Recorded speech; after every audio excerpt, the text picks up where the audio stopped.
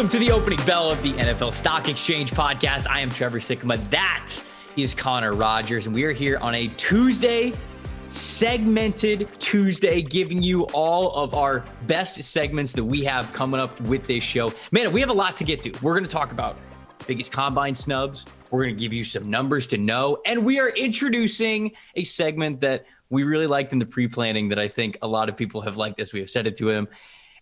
Or We Riot segment. Essentially what we're doing is we say, this better happen or we riot. Of course, we're not condoning any kind of violence, Connor. We wouldn't do that here on this podcast, but I think it's a fun way. It's a fun way to say, hey, I want this to happen really, really bad. So I'm excited to get to these new segments, man. I think that they're going to be some mainstays as we go through this podcast. Yeah, I think it's awesome. Obviously, we've played around with the number to know, kind of give the listeners of this pod an inside look at the database that you and I fortunately get to work with at PFF, which is truly game-changing. I know you and I have also done the draft without that database, and let's just say life is better on this side of things. So those numbers to know, I think today is the most in-depth we've gotten with them. We're going to really spend time on that. Obviously, the Combine Snubs and the We Riot, I think, is going to be really fun because it's a chance to get the ones out that we like, but also a way to bring in from the outside what people might be angry about or hoping for. So we wanted to obviously throw these three segments out there, but we want to hear from you guys. Like, if you love it, that'll tell us if we're going to do it again, if we should keep doing it, all that kinds of stuff. And we're going to do that, I think, over the next couple of months, certainly as draft season goes on. We're going to introduce these new segments. And if you guys love it, please let us know. And there's going to be plenty of times for you guys to get involved with all of these segments, especially the Or We Riot segment. Before we move on, we're going to talk about biggest combine snubs to start this show here. But before we do that, got to remind people that the NFL Stock Exchange podcast is brought to you by Prize Picks. Head over to prizepicks.com, use the promo code PFF, and if you deposit at least $20, you will get a free PFF Edge subscription. So it's a great place to go for all your prop bets. Obviously, the season is over with the Super Bowl ending just this past weekend, but there's all sorts of prop bets that you can still bet on. You know, this is your place to go for. I mean, if there's free agency bets, we know there's going to be NFL draft bets. So all that kinds of stuff, you can get over at prizepicks.com. Go check it out. Use the promo code PFF when you sign up.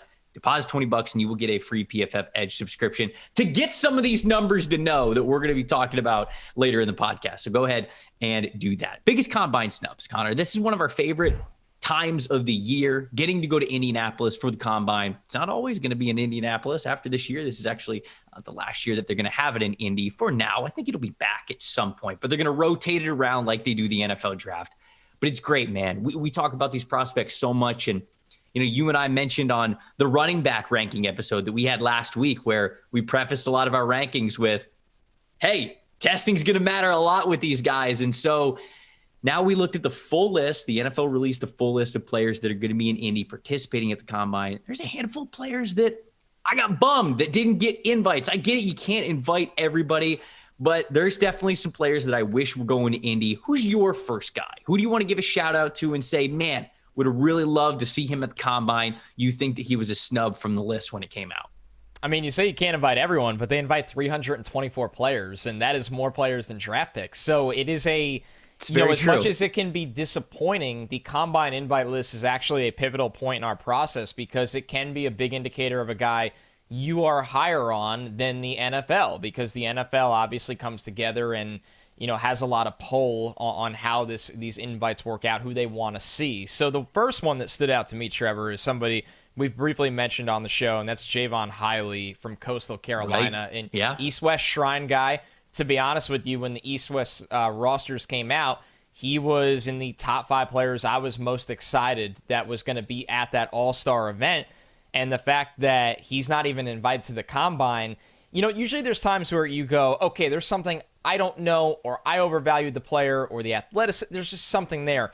With him, I can't figure it out, right? You just look at the production. Let's start with that. Obviously, at Coastal Carolina, a team that has had a lot of success throwing the ball. 2020, 65 catches, 998 yards, so we'll give him 1,000, 10 touchdowns. 2021, 66 catches, 1,128 receiving yards, 7 touchdowns. He basically replicated his 2020, although the yards per reception were a little bit higher. then you watch the tape and look at the player, right? Because receivers can definitely be really productive in college, and it might not translate to the next level. I think he's in the top 10 of most pro-ready route runners in this draft out of the wide receivers. I would say maybe even top 8, top 7. He's a great route runner. He knows how to separate. He knows how to get open. He knows how to secure the ball and get upfield. So that's a very important aspect of what scouts look for, and I think he's very, very good at that, where when people always ask me really early in the process, hey, who's a day 3 guy that we need to know that you could see making a roster and having a nice role down the line? And I say Javon highly fits that to me. Him not even getting invited to the Combine is pretty shocking, pretty disappointing. Obviously, he'll have to have a really nice pro day. I think he passes the eye test on film. He obviously got a pretty significant All-Star game invite. So now he just needs to test well at his pro day to get, obviously, back in the eyes of NFL scouts. But this one, to me, is the definition of disappointing, honestly. Yeah, he was one of the standout wide receivers at the Shrine Bowl, and I would say the 2 guys that were definitely over him when it came to production and hype coming out of the week, Kyle Phillips and Josh Johnson. Those 2 guys did get Combine invites. So Josh Johnson from Tulsa, Kyle Phillips from UCLA. They got a lot more of the wide receiver headlines, but like Hiley was good, man. I thought that there were a handful of reps that he played really well, especially going back to the All-22. And, you started the Shrine Bowl snub train, and that's going to be a theme on the guys that I'm going to bring up. I've got about 4 or 5 guys here, and the first guy is Ali Fayed. If you've been listening to this podcast, you know that I've been a big fan of his since I really got to watch him out in Vegas at the Shrine Bowl. Edge rusher from Western Michigan. Man, I just was really impressed with what he was able to do that week. Now, he's kind of a one-year wonder, right? He's got 28 and a half sacks to his name. It's a 5-year career that he had with the Broncos there. But, when you look at the sack totals, it was 5.5, it was 4.5, it was 4, it was 2.5. And then he really blew up this final season, 12.5. But shouldn't that make you want to see him more? Shouldn't that make you want to get him in the Combine more? Because it is kind of funny. The big guys are always going to get invited to the Combine. They try to invite the 300 guys that they probably believe have the highest likelihood of getting drafted. Yes. But it is funny because there are a handful of players that you go, I don't need the Combine for this guy. You know what I'm saying? Like we don't really need the athletic testing. We don't need the official measurements. We don't need the official medical rechecks. We already know exactly what this player is. Now, that's not the case for everybody, but it is funny how some of these higher ranked players obviously get invited to the Combine and nothing's going to change for them while they're there. When in reality, a player like Ali Fayed, 12.5 sacks his final year, really took a leap as a pass rusher, played great as a standout of the Shrine Bowl. That's the guy you want. That's the guy you want to see how he tests, how he does in the explosives, the 40-yard dash, the strength test, the agility test, everything, man. That's what you really want from him. And so I'm bummed that he's not going to be there. I was talking with his agent a couple of weeks ago, and so I actually already knew that he was not going to be at the Combine when the list was released. It wasn't a shock to me, but it was a bummer all around because now we got to wait for pro day, right? We got to wait for his pro day to really see what some of these numbers are going to be because he's a very intriguing pass rusher, if you ask me. Who's next on your list? Yeah, that one's surprising. I'm glad you put him on the list because it is definitely as surprising as Hiley. 2 guys that got Shrine invites. And, it's interesting. I feel like the Combine invites obviously are sent out or decided upon before the All-Star weeks actually happen. Right. So no matter what you do at the All-Star week should not have an indicator at all on if you get a Combine invite. It's all based on what you did on a college football field. So it's like MVP. Yeah. It's like game MVP, where you got to have like your votes in by the end of the third quarter. And you're like, what do you mean by the end of the third quarter? We still have the fourth quarter to play. Yeah, that is truly jarring when I saw that tweet about the Super Bowl. So the next one for me is Akil Glass. And I'll make my case like this, Trevor, because some people might be like, oh, an Alabama A&M quarterback, it's not that surprising he didn't get a Combine invite. Well, you look at the quarterbacks that did, and there are 2 that stand out to me where or maybe even 3, where I kind of go, why isn't Akil there then, right? Like, Cole Kelly was also an NFLPA Bowl kind of guy. He got an invite and definitely deserved it. He's somebody I want to see at the Combine. And Akil Glass, obviously, was an NFLPA guy and had a good game, and I thought should be there. And then the other 2 I look at where I go, I can't figure it out. De'Aaron King, man, like I just don't think he's an NFL quarterback at this point. And you invite him to the Combine if you want to see him do other things. But as far as we've seen from King is that he wants to try to be a quarterback. So if he's Right. not going to the combine, and I don't know this is fact yet, but if he's not going to the combine to work out at other position groups, that feels like a quarterback invite that could have been used on glass, and it would have been much more valuable just because you look at the jump that he made. He's probably going to come in at, and I should have looked up his NFLPA measurements, but he was listed at Alabama A&M at 6'5", 215. So he's going to be at least 6'3", you would assume.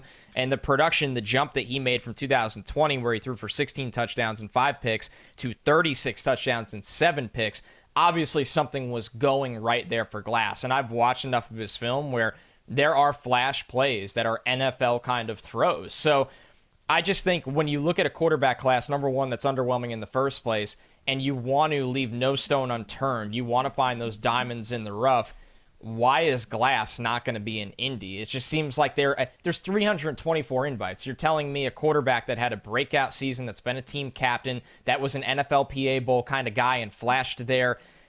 This is one that, because of the position he plays, in my opinion, he needed to be there, and I don't get it.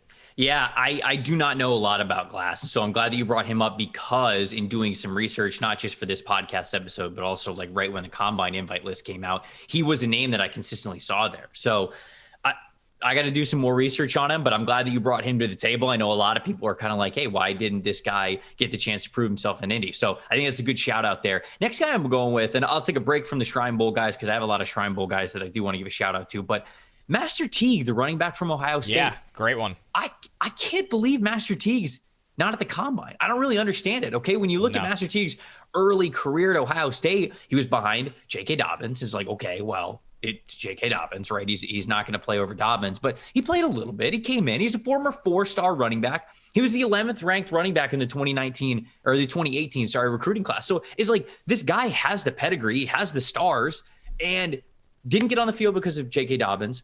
Trey Sermon beat him out when he transferred from Oklahoma over to Ohio State. Okay, that makes sense as well. And then you've had him play a little sparingly, but then Travion Henderson just absolutely took off at the end of the season. They're freshmen that they have now. So I understand why he didn't get like the yards, like he didn't amass the yards. But Connor, this dude's only averaged less than 5 yards per carry once. And it was in 2020, the abbreviated season. And even with that being the case, he averaged 4.9. So he essentially always averaged more than 5 yards per carry. He's got nice speed. He's got nice contact balance.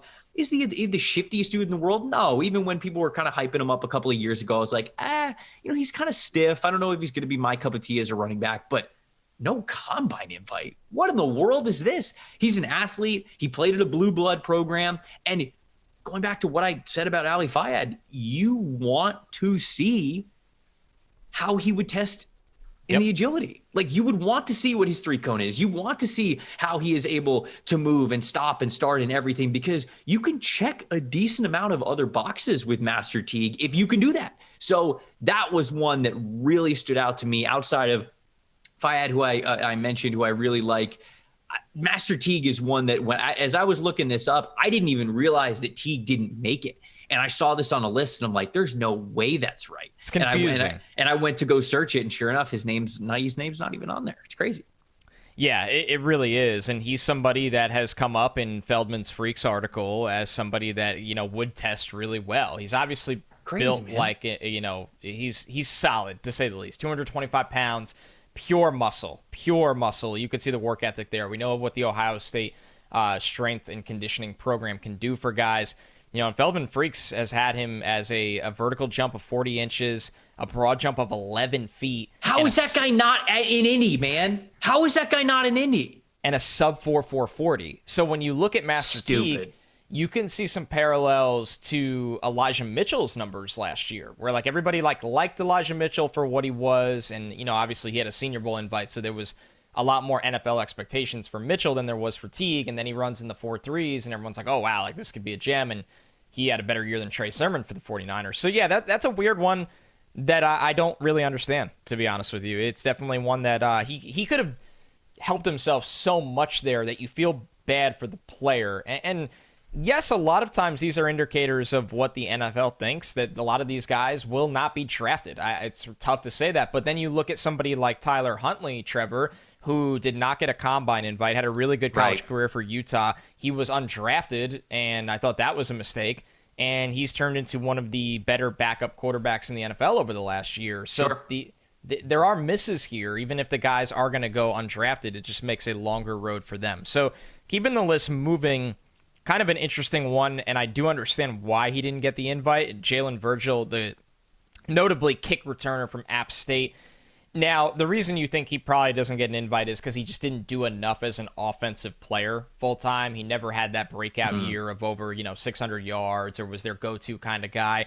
But in this kind of gives you an idea of how much the league has devalued the kick returner. I think if Virgil was an elite punt returner as well, he might end up at the combine, but instead, he's had 3 kick return touchdowns in the last 2 seasons, and I think that's only on about 32 kick return attempts. So when you're bringing one back to the house on almost 1 out of every 10 attempted kick returns, that's insane. That means something there is clicking, that you are special at that position, but maybe the NFL is not valuing that position enough anymore that they want to see you at the combine.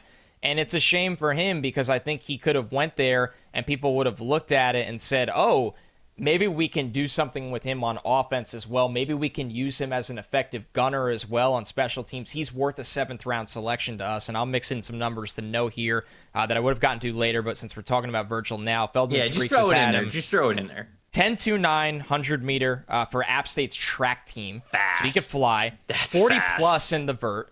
40 plus in the vert, and benches over 400 pounds. So you're talking about strength, explosiveness, and straight line speed. So I think for Virgil, he's obviously going to get to work out in front of teams, but man, at the combine, he might have been honestly one of the best overall athletes there, especially with special teams potential. Now that you're saying that, I wish I could see him too. It's basically the same thing as Master Teague. I want these guys to get the chance to put on a show, sure. but we'll certainly, I guess, learn a lot about them as we go through the combine. 2 wide receivers that I'll just knock out really quick. Yeah. Jacory Roberson, from Wake Forest, the wide receiver there. He had 71 catches, over 1,000 yards this past season. In 9 games last year, had 62 and 926. So you get a full season, I think, out of what would be there, because he did that in 9 games in 2020. So if you get double-digit games from him, I think we're looking at back-to-back 1,000-yard seasons. In a pretty unique offense, I'll just say, with the elongated mesh and everything that Sam Hartman was doing there at quarterback with Wake Forest. But he's been the benefactor on a lot of that offense. And when people are kind of closing in on those mesh points, that RPO, you get to suck the linebackers in. He gets to go right behind him on a dig route or cross a route over the middle. And so he was the benefactor of that. Now, the reason why I would have liked to see him at the combine, not just as a kind of a hat tip to, hey, 2 really good years from Jacory Roberson, is also, I don't think he's that fast. I don't know, man. Like, I wasn't blown away by his athleticism. And for a receiver that has pretty good production, I would have liked to see how he tested. And another wide receiver who I would have loved to see how he tested was Jarrett Stearns, because this is a player, we've talked about it on this podcast before, over 1,000 yards after the catch this past season, 1,900 yards receiving in that crazy Western Kentucky offense this past year. One of the most productive receivers in college football. And came into the Shrine Bowl, showed up at about 5'7", 183 pounds. So he's a smaller dude, but he puts in a show, man. I thought that he played really well. He was a standout wide receiver at the Shrine Bowl. You mentioned highly. Stearns with another one, along with Phillips and Johnson. And so the guy's got the stats. He's got the film. He's gone up against some better competition at the Shrine Bowl. Would have loved to see how he tested. I would have loved to see what the straight line speed was for Stearns, what the overall explosiveness was, how quickly he could run in the agility drills, right? Because I think all that stuff matters when you look at a player who has those monster stats and you say, how are you going to stack up in the pros? I wouldn't tell you that Jarrett Stearns is going to be a top 50, top 75 pick or anything. But when it comes to those mid-late-ish rounds, Stearns does a lot of those things really well that you would go, shoot, if I can just check this box athletically, I'm going to make this guy a priority mid to late round pick, day 3 pick, I guess would be an easier way for me to say it. So those 2 wide receivers, for different reasons, I think athletically, I would have liked to see what boxes they check. Really productive in their own offenses, but have some question marks that I wish I had some answers to. I think that their production could have warranted them getting there, but clearly they're just going to have to show out at their pro day. So those are 2 wide receivers that I wanted to shout out. Yeah, and I love the call out on Stearns, somebody that just catches everything. Like you said, he plays bigger than 5'7", so that's doubt. tough for him. And it happens, they happen to be the victim of another deep wide receiver group where, again, the combine, they're not going to bring 100 wide receivers to the combine, although you could probably make an argument for 100 of them. That's how tough that process and that's where the league is going, honestly, And it is. You're 100% right. There's more wide receivers drafted, it feels like, every year. All right, I'll knock out my last two back-to-back. Derek Deese, the tight end from San Jose State, coming off a season of 47 catches, 730 yards, 4 touchdowns, in a league that likes the versatility at the tight end position where maybe you can work a guy as an H-back. You could play. He's a little small to be playing in line, and you could use him in the slot as well. He feels kind of like this year's Kenny Yeboah, that he's a developmental tight end. He can be a come into camp as a fourth string kind of guy, might have to hang around the practice squad, might have to gain some weight and show he can block, and you have to have a plan for him. But, this would have been a great opportunity for Deese, who can probably run pretty well out of the tight end group, and, a transfer from community college to San Jose State and really found his groove there this year. And then the last one is Brock Hoffman, the center from Virginia Tech that's played multiple spots on the offensive line, was an East-West Shrine guy. I think he has pretty good tape overall, where I'm a little bit shocked by this one because you don't go into every center class and go, man, there's starters at center and, like 12 deep in this one. So when you look at Hoffman, it felt like he actually had a pretty high floor in this draft, being somebody that has position versatility, but is probably going to play center long-term, got the East-West Shrine invitation, obviously a pretty hard-nosed player. And you look at it and you look at the evaluation of him and think, okay, he can be a backup center in this league and hang on to that role for a long time. And to not even get the combine invite is just it's not a good sign. Obviously, there is some kind of difference of opinion. Clearly what I have, clearly what Shrine has, which is weird because the All-Star games use scouting opinions to invite their players. So the scouting opinions clearly intersect here differently from combine and in this case Shrine. But I like Brock Hoffman and think he's a draftable player, so that one's a letdown. Last guy for me, Gene DeLance, the offensive tackle from Florida, another Senior Bowl guy. I talked about him. I brought him up very briefly when we were in between Shrine Bowl and Senior Bowl week. And one of my favorite quotes that he gave of the week was, I asked him, hey, if you needed to turn on one tape to say, hey, this is me as a prospect. This is what I want to show scouts. The scouts go, show me what we want to see from you. He said going up against Will Anderson. And so that obviously piqued my interest. He's a 3-year starter at Florida. Something that I like about his background is the fact that back in 2020, Florida threw the ball a lot. They were a top 5 team in the country when it came to passing attempts and passing efficiency. They had Kyle Trask, they had Kyle Pitts, they had Kadarius Toney, right? And so it was all about pass blocking. This past year, it was about running. It was a big time running the football. So I think that he's played in 2 different heavy offenses when it comes to pass heavy and then run heavy. And I would have liked to see him, man. I would have liked to see how he stacked up athletically with the rest of this offensive line group. I think that he was a little bit of a snub there, man. I'm going to be honest with you. I think that it was. Anybody else before we move on? I know we're kind of like tying it into numbers to know. So this isn't the last chance for you, but just wanted to make sure I wasn't stepping on your toes if you had somebody else you wanted to bring to the table. No, you and I made the rundown, and I was looking at what you had, and I felt like we covered a lot of the really, really big ones. I think, Hiley is obviously just a gigantic surprise. That can't be emphasized enough. When you brought up Master Teague, that one actually slipped my mind. That one is pretty shocking to me as well. And at the end of the day, there's guys that are going to miss out on that opportunity, and it's not the end for them. But I think it is good to make the audience aware, like these guys that you've probably seen somewhere as maybe 4th-round picks at times do have a chance to go undrafted. Reed Blankenship's the other one, who I think for the Middle Tennessee State safety that I've seen a lot of people talk about, where it's just like he's kind of a tackling machine and he's all over the place. And I think that people really wanted to see him there, but he's another combine invite that a lot of people I've seen talk about that we obviously didn't bring up that I just wanted to give a shout out. He's been in the mock drafts for the last, going back to summer, everybody knew Reed Blankenship. Yes, right. So he's been one of those late guys. Well, we're gonna get to some numbers to know. Connor teased it a little bit. He kind of tied it in with one of his guys there as a combine Stubbs. We're gonna get to some more numbers to know from the PFF database. But before we do, it's a great time to promo what we have over at PFF.com. If you want to get your hands on some of these premium stats that we are about to list, you can do so by going to PFF.com, getting yourself an Edge or an Elite subscription. Check out exactly what the pricing models are for each of those, see what you get with each, but you get the unlocked content, you get access to the betting tools, you get the fantasy football guide, you get the draft guide, you get so many different things. So check it out. Get a lot of access to this stuff.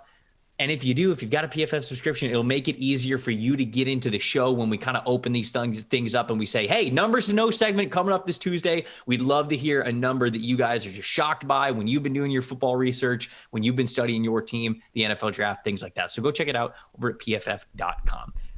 What's your first number to know, Connor? Let's get into it, man. You were the first one to do it a couple of weeks ago. You were like, hey, I really like this segment. I want to tack it in here, and I love the idea. So I will give you the floor. I'd love to hear what your first number to know is. Let me know what you're focusing on. Well, I'm like a kid in the candy store when I got, into the even deeper into the PFF world of numbers. So that's why I was so excited to bring it to the show.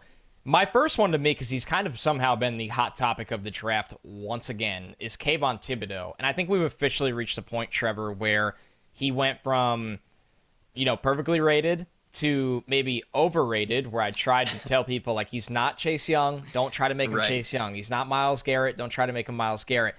To he's now underrated. He is now somehow done the full circle, full trip around the sun, where I think people are starting to somehow overlook Kayvon Thibodeau, and I will emphasize enough, starts with film, and of course the combine. He's going to have a great combine, all those things, but just diving into the numbers, and you kind of look across the board of where he was at. So I looked at pass rush win percentage for Kayvon Thibodeau, and you've seen it all on tape, but it's interesting when you stack it side by side with numbers. The first thing that stands out to me is he got better every year. So I don't really like the talk of that, he bought into the number one overall pick hype from the summer and kind of coasted this year, because he was a lot better this year. 2019, 16.6% of the time. Wasn't he? He was hurt. And he was playing banged up, yes. So 2019, 16.6% pass rush win percentage. 2020, 17.6. 2021, 22.8. 22.8. So that's a massive jump. Huge. When you look at Aiden Hutchinson, he went from 14.5 in 2019, 15.1 2020 before he got a significant injury, and then all the way up to 24.8. So Aiden Hutchinson had a mammoth year, but it does not mean that Kayvon Thibodeau did also not have a great season rushing the passer. And then you look at the two top guys taken in the last two drafts, because I will not count Micah Parsons as a pure edge evaluation. He played so much off ball at Penn State. Right. It wouldn't be fair. Jalen Phillips, obviously last year, he had 20.4. So Thibodeau significantly higher than him in his draft year. Chase Young, 27.9. So that goes back to the point of Chase Young was literally unblockable, a totally different animal. But when you look at Thibodeau, I cannot emphasize enough, do not overthink this man, right? He doesn't have to be those guys, but if he's Brian Burns or just a really, really good pass rusher in his own way, that is warranted of a top 5 selection.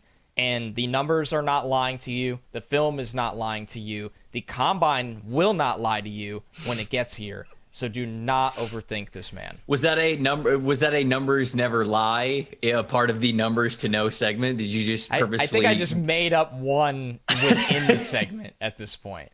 Numbers do lie, though. So I know they do. I was wondering how much you were going to lean into that. But if you would have, if you would have said numbers never lie, I think the higher up folks at PFF would have loved you even more. No, I think that you're totally there, right? With Kayvon Thibodeau. And I knew when I did my mock draft that kind of opened up this show with me having Thibodeau going at 5, a lot of people were going to freak out about it and be like, oh, you're low on Thibodeau, you're disrespecting Thibodeau. And I'm like, that's not what it is. Not the case. One, mock drafts are kind of done with your ears, right? I heard Daniel Jeremiah say this, and I absolutely love it. Rankings are done with your eyes. Mock drafts are done with your ears, right? Mm-hmm. That's the way that it goes. You have your own rankings for how you see players, but often in mock drafts, especially at this time of the year, you're doing them based off of what you hear these guys, what you hear the stock is, how you're hearing teams feel about these guys. And so that's actually how mock drafts go. And so I agree with you. I still think that, especially in this draft class, Kayvon Thibodeau is a guy to covet. He's going to be a very impactful pro for you. So anybody that's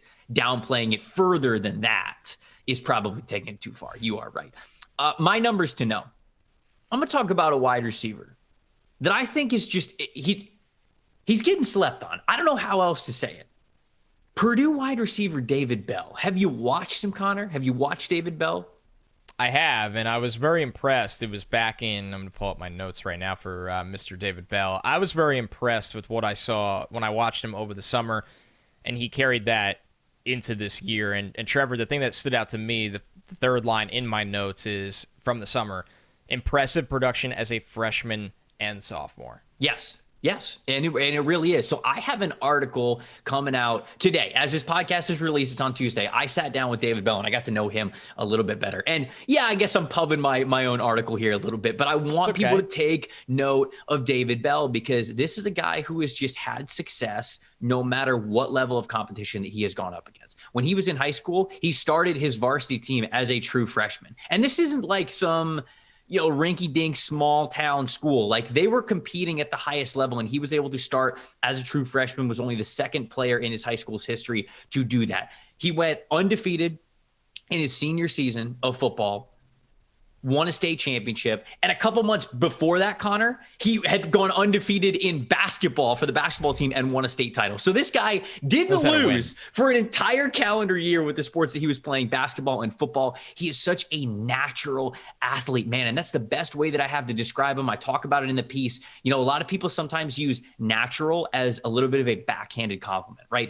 They'll go, well, he's not the biggest, he's not the fastest, but he's just really natural, right? I think that's how a lot of people looked at Devontae Smith last year, right? They would go, oh, he's not the biggest, he's not the fastest, but he's just a natural. That's how I feel about David Bell this year.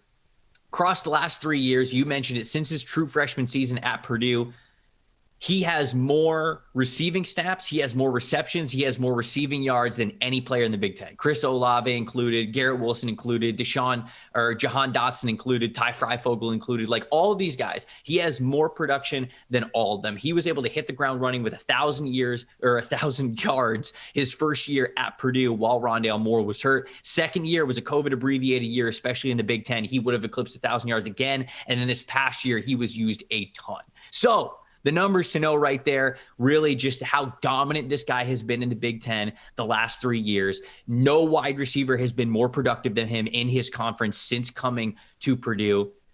He dreamed of him and Rondale Moore in the same offense. They didn't get that because the hamstring injury in 2020 or 2019, and then the lower body injury from Rondale Moore in 2019 and 2020. I'm getting confused with my years now. But essentially, I say all that to say, Purdue leaned on this guy a ton. He delivered every single time. And this goes back as far as you want to go in his football journey. He has been the go-to guy at all phases. And I think he's going to make a damn good pro. And I don't think enough people are talking about him. So those are the numbers. Wanted to shout out David Bell and how well he has performed over the last 3 seasons. I like it a lot because I think he is someone that is going to get that label of like, he's just going to find a way. I didn't think he was a great separator, but I think he has excellent ball skills. And I think when your ball skills are, that top tier, you're going to find a way to make the plays when guys are around you. And one of the things I had in my notes is he's so good in traffic. There's a lot going on around him, and he just finds a way to secure the catch and make the play at all times. 27 explosive plays this year, plays of 15-plus yards. So for someone that gets the label of being not that fast, not that good of a separator, he's winning down the field. He sure gets open a lot. he's sure making plays down the field, and he's doing it consistently. Freshman, sophomore, and junior year, 11 contested catches. So David Bell is, man, he's like the Honda Civic of this class, man. Like you're not rolling it out of the Ferrari, out of the garage, and everyone's like, oh, look at that guy. Like, he's just the dude that's going to get you from point A to point B week after week after week, and the car is going to start. It's not going to break down. You're going to put 200,000 miles on it. That's David Bell for me, and those players matter. I'm going a bells and whistles version because I don't want to disrespect the man and his talent. I'm going a bells and whistles version of a Nissan Altima because Nissan Altima was my first car. Shout out. So that's what I'm going with. I like the Honda Civic example, but I had to make it a little personal there for me. Car comps only on the NFL Stock Exchange pod. Tune in next week, see what we got. All right, so love the David Bell shout out because we didn't get to talk about him enough on the wide receiver preview, so everybody gets that now. Yeah. All right. My next one is just a point that I've emphasized a little bit, especially on the running back show, is that missed tackles matter so much when you look at the players that are gems of the running back position or even early picks of the running back position, like the Najee Harris, even like the A.J. Dillon, like the Javonte Williams, but then also the Elijah Mitchells of the world.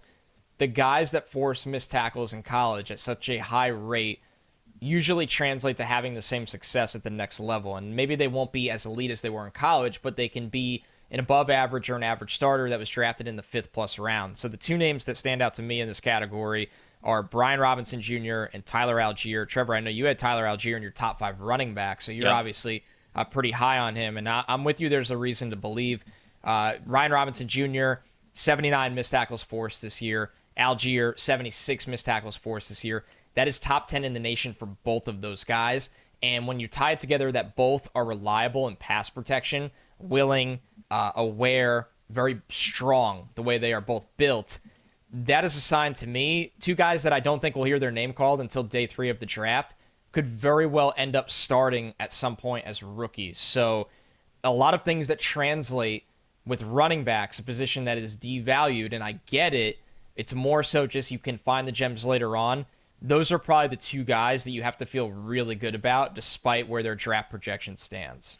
I love it, man. I think that it's an absolute art, right? Making guys miss, whether it's lowering the shoulder, whether it's fancy feet, whether it's good moves or something, it's an art. And I think that running back is often, people talk about it, poetry in motion. It's art in motion, and it's guys being really good at their craft. And when you can force guys to miss tackles, I think you understand your own abilities really, really well, because that means that you are able to understand. And this is where Tyler Algier and also Abram Smith is a former linebacker. This is where this linebacker background for these running backs comes in handy, because you've been on both sides of the tackle, right? You've been in pursuit, and then you've also been a ball carrier. And when you are able to force missed tackles, to me, it says that you know who you are so well that you know what your opponent is going to want to do. Is he going to want to go low on you? Is he going to try to go this way? Like, does he think that you're not going to be able to cut it back? Does he think that you're not going to be able to run him over? And then you can counter that. You could do something a little bit different. So I see forced missed tackles not just as high talent that it takes to do that, but also a really great understanding of your own game. So I think that that's a great shout out with both of those guys as well. I wanted to go to the NFL for my next one. I'm going to quote my good friend, PFF Seth Galina, who tweeted this out after the Super Bowl. Bengals, 24.5 team pass blocking grade in the Super Bowl, was the 3rd worst by any team this season. You can only get away with it for so long, Connor. That's it. You can only get away with it for so long. And it's funny because on the PFF live show previewing the Super Bowl, I believe it was Ian Harditz who was on the desk, who said, they went up against Jeffrey Simmons to start, the Bengals did. And then they went up against Chris Jones. And now they're going up against Aaron Donald. And it just became a point where you're upgrading a little bit every time to where you get to the final boss, if you will, is the way that he said it. And it became too much. It became too much. There's only the Bengals, for as fun as this season was, and I really do not want to take anything away from it because it was an awesome ride and it was awesome to watch. They very much jumped the shark of their own roster. The defense played very well and very together, and I think that was really important. But they did not have the offensive trenches to get to the Super Bowl. They really didn't. And they were so close to winning it, which it makes the story even crazier and honestly even better for them. But we mentioned it on yesterday's episode. And I'm throwing this number to almost fortify kind of the conversation we had there. It's not just that the Bengals offensive line wasn't good. It was really, really bad. When you get to the Super Bowl, it's got to be a lot better than that. And so before we even start calling the Bengals a Super Bowl contender for next year, even as the team that almost won it this year, you got to upgrade the offensive line. 24.5, can't have it as a unit, cannot have it. So go upgrade the offensive line, Cincinnati. It was unfortunately not very pretty. Yeah, it's just amazing that they made it that far. And, I kind of kept using the phrase like the hourglass was going to finally empty out on them. And it did. And it didn't even empty out in the first half. It was the second half that it was just a complete disaster. That number to me, and that is as bad as it can be, clearly, shows that the Bengals don't need to get too great. I don't even think the Bengals need to get too good. Can the Bengals offensive line go from abysmal, dreadful, horrific to mediocre? Because if it can, and you have the same injury luck, they can win a Super Bowl. But this is a big fix. This is a very big fix. This is, once again, when you're at the so low in a group, a vital group, getting to mediocre can be really hard when you're not picking in the top 10. When you're a team that you have cap dollars, but you don't have a reputation for coming out and buying the premium assets every year. And you even look at Trey Hendrickson, who was a great free agency signing for them.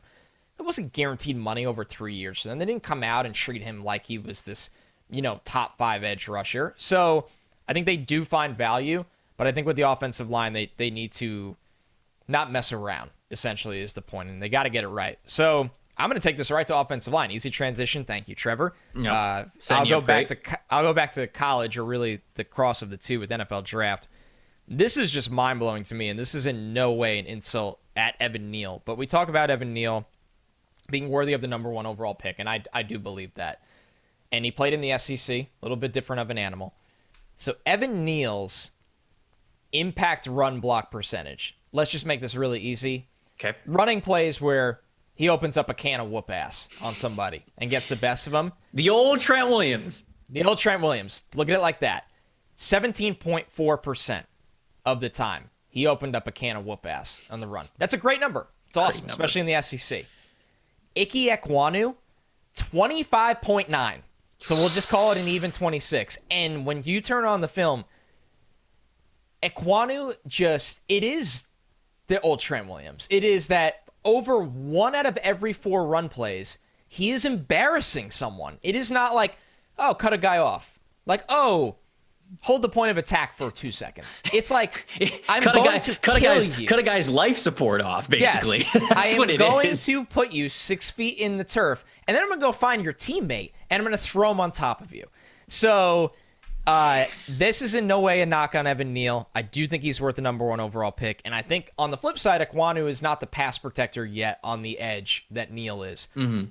But he is a certified game-changing run blocking presence that is rare, honestly, at that number. It's rare. He's a beast, man. I selfishly want him on one side, Mekhi Becton on the other, man. That'd be fun. And Elijah Vera Tucker and AVT. Yeah, it'd be pretty crazy. That would be just like the meanest. Can you imagine, Connor, if somewhere later honestly, in the draft, I can't imagine good things. If somewhere later in the draft, they got themselves Tyler Smith, the offensive tackle from Tulsa. Have you watched Tyler Smith play? I have seen a little bit, and he is another, throws the haymakers around. The man looks like he's in a UFC match sometimes when he locks up with defenders. If they somehow made that happen, I'd be like, all right, I'm only picking the Jets. I'm only picking the Jets in Madden from this point on. I'm just going to try to embarrass these guys as much as humanly possible. No, that's a really great reference there. My last one's quick, but it was a number that I found that I wanted to just bring to the pod because I had to shout it out. Leo Chenal, the linebacker from Wisconsin, 6'2", 260 pounds. I think they got him listed at Wisconsin like 255, but I think he's more like 260. He put out a video. Now, I'll actually preface it a little bit more with this. He's not just this only off-ball linebacker kind of type, right? They put him on the defensive line. They've got him in the A-gap all the time. They've got him running straight at centers, offensive guards, these dudes who outweigh him by like 60 pounds, and he's going head up on them, not just matching them strength for strength, but also ripping off, getting to the backfield. Man, he is a box defender through and through, man. And I think the NFL is really going to covet what Chenal has in his strength and his versatility there. He put out a video 2 years ago now. What is it? It's 2022. So it'd be 2 years ago. It was in 2020 of him benching 225 40 times. 40 times, which would be one short of the combine record for an off-ball linebacker, which is 41. I can't remember. I think I had it up here. Who went 41? It was Ternan Nande in 2006. So you got to go all the way back there to find 41 reps. The next closest is Liam Ezekiel from 2005. He had 36. I'm trying to find if there was a more recent one. Like who's one that's like actually been recent. We had a bunch of 2010s, 2011s. Mike Hall in 2015 had 31. I remember that.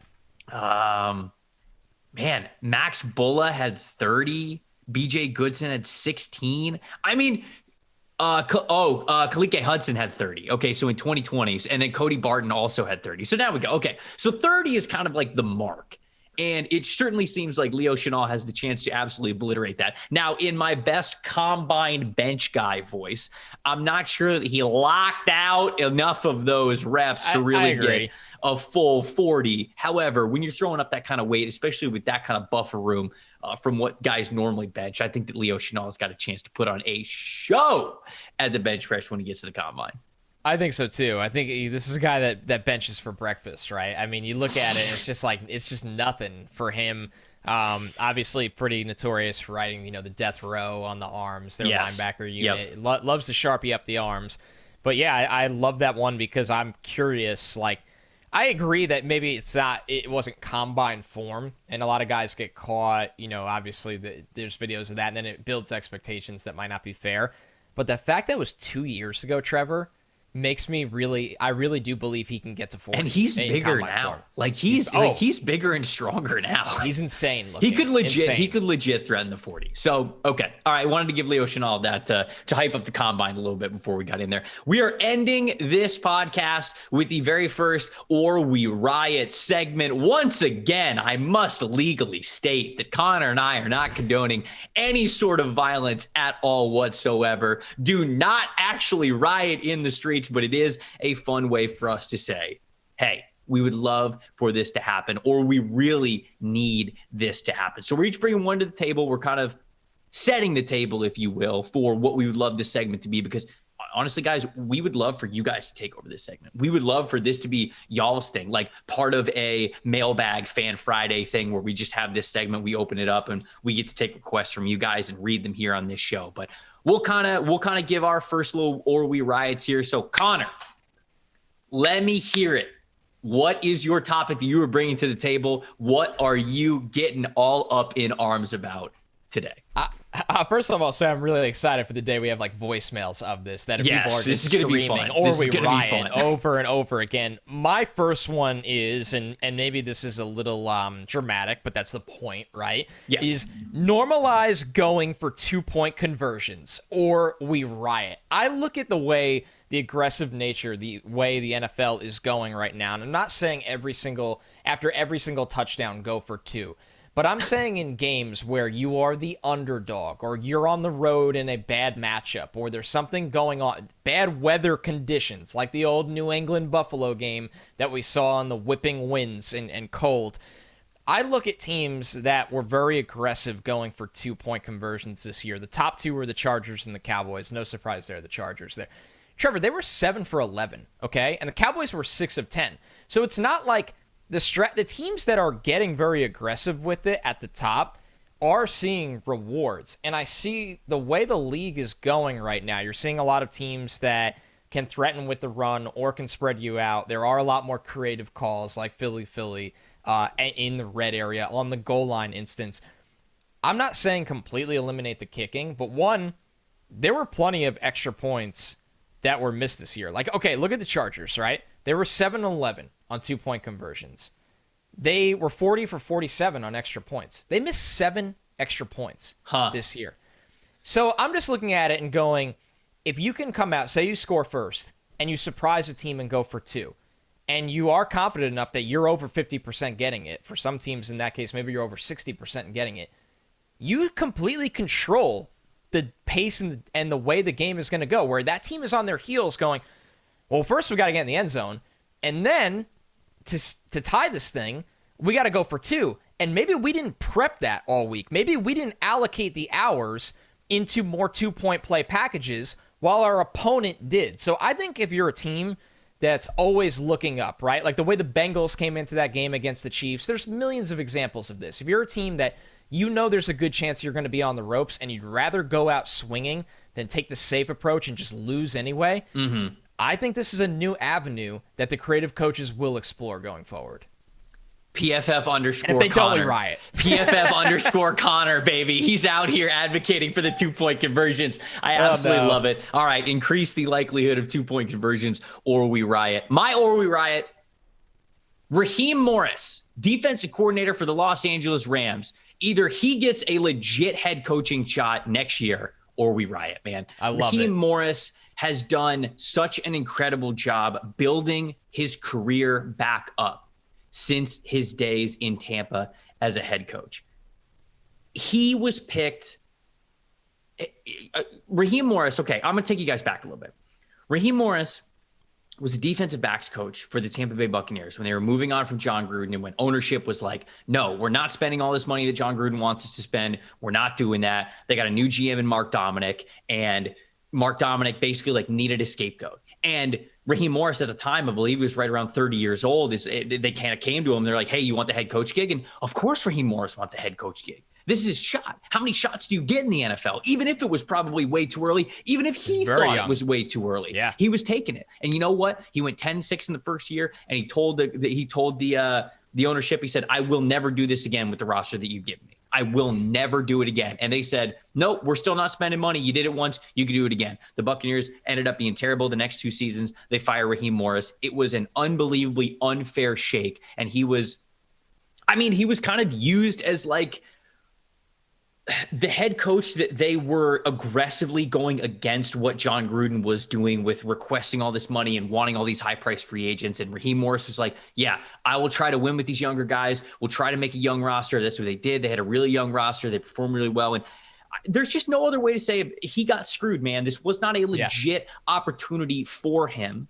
He ends up leaving. He's kind of bounced around the league since then. And he gets a couple of different defensive coordinator positions, and he's defensive coordinator for the Los Angeles Rams after Brandon Staley leaves. And Brandon Staley, man, he was lauded as this incredible defensive mind, the next wave of defense in the NFL. And what did Raheem Morris do this past season? Well, he took over where Brandon Staley left off last year, and he supercharged that thing, and they went into a Super Bowl, man. They went in and they won the Super Bowl. And in the Super Bowl against Joe Burrow, Bengals went 3 for 14 on third down, 1 for 3 on fourth down. They had 7 total sacks, including obviously what Aaron Donald was able to do. But more important than that is they saw the initial game plan, and then they moved their alignment to make sure that Donald was the biggest force to gain a lot of attention against the right guard of the Cincinnati Bengals, knowing that there wasn't going to be extra help. The center couldn't come over and help them. And that just opened up more game plans as the game went on for Von Miller to wreak havoc in the fourth quarter with all of those stunts going straight up the middle, unblocked, right at Joe Burrow. That's the kind of stuff that Raheem Morris was orchestrating,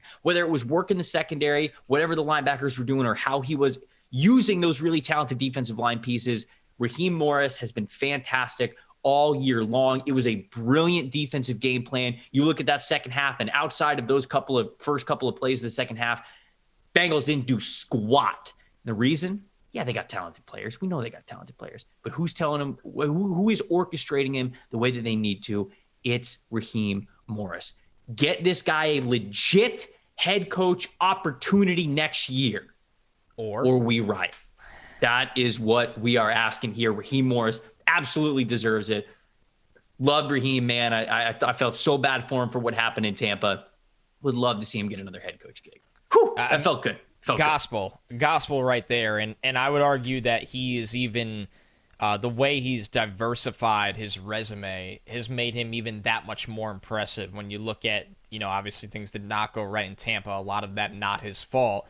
But the fact that he was able to go to the Falcons and hold the positions over a 5-year period of assistant head coach, pass game coordinator, wide receivers coach, defensive coordinator, and at one point the interim head coach there, that is really telling me that you are a defensive guy, right? He obviously graduated from Hofstra on Long Island, played safety for Hofstra. He's been a defensive guy his whole life. And then you were able to go into a situation in Atlanta and work on the offensive side of the ball, see things from the other side of the ball. And then you go to the Rams, obviously, where you're in a room with Sean McVay, one of the best head coaches in the entire NFL, an offensive mastermind. No matter what the Super Bowl showed you, McVay has had enough years of earning that label. And now you've worked with him and you've practiced every day, not only ending and winning a Super Bowl, but you've practiced every day of the traditional modern offense right now, the offenses around the league that are excelling. McVay's offense, and then you have variations of that run by Zach Taylor, Matt LaFleur, very successful NFL teams. So I Love what you said. I think he's the perfect head coach candidate for next year. Honestly, probably should have been a hotter name this year. Agreed. And now that he's won the Super Bowl, the Rams are going to probably be very good again next year. We're waiting on, will Aaron Donald actually retire?